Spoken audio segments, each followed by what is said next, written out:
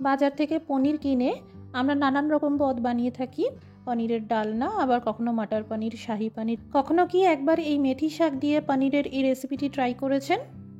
না করে থাকলে একবার এইভাবে মেথি মালাই পনির বানিয়ে দেখুন, স্বাদ হবে একদম রেস্টুরেন্টের মতন।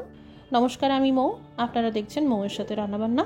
ফোড়নে দিয়ে দিলাম গোটা লবঙ্গ আর দারচিনি, দিয়ে দিলাম পেঁয়াজ বাটা। বেশ মিহি করেই পেস্ট করে নিতে হবে, এতে গ্রেভিটা সুন্দর তৈরি হবে। সামান্য চিনি দিয়ে দিলাম।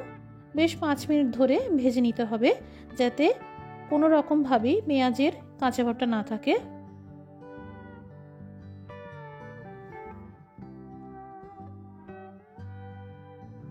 দিয়ে দিলাম আদা রসুনের পেস্ট।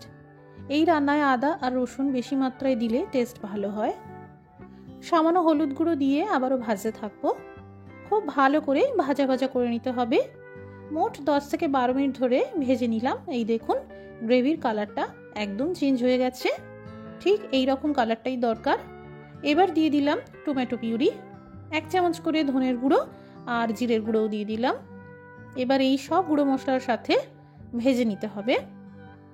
এখানে টমেটো পিউরির পরিবর্তে আপনারা ফ্রেশ টক দইয়ের ব্যবহারও করতে পারবেন, তবে টক দই ফেটিয়ে দেবেন।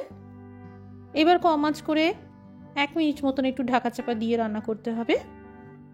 মশলার গ্রেভি একদম ভাজা ভাজা হয়ে গেছে। রান্নার এই পর্যায়ে দিয়ে দিলাম কাজুর পেস্ট। সামান্য জল দিয়ে মিশিয়ে নিয়ে ভাজতে থাকবো। আমাদের চ্যানেলটি সাপোর্ট করার জন্য একটা লাইক দিয়ে দেবেন, আর নতুন দর্শক বন্ধু হয়ে থাকলে চ্যানেলটি সাবস্ক্রাইব করে নেবেন। অবশ্যই বেল নোটিফিকেশনটা অন করে রাখবেন, যাতে প্রতিদিন নিয়মিত রেসিপিগুলি আপনার কাছে সবার আগে পৌঁছে যায়। যতক্ষণে এই গ্রেভি ভাজা হচ্ছে, ততক্ষণে এই দিকে সামান্য তেলের সঙ্গে 2টি বাটার কিউব দিয়ে দিলাম।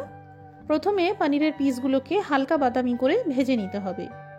খুব বেশি কড়া করে পনির ভাজবেন না, না হলে শক্ত হয়ে যাবে।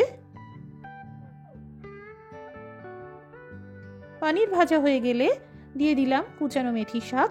মেথি শাক যদি খুব বেশি করে ভাজা হয় তাহলে একটা তেতো ভাব চলে আসে, তাই এখানে একদমই মেথি শাক খুব বেশি করে ভাজবেন না।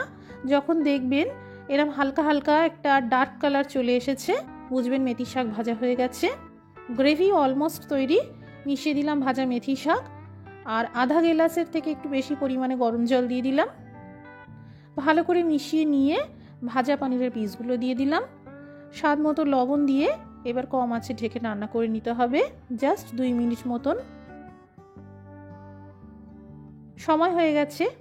গ্রেভি এইরকম মাখো মাখো রাখবো। এবার মিশিয়ে দিলাম একদম ফ্রেশ ক্রিম। বাজারের রেডিমেড ফ্রেশ ক্রিমের ব্যবহার করেছি।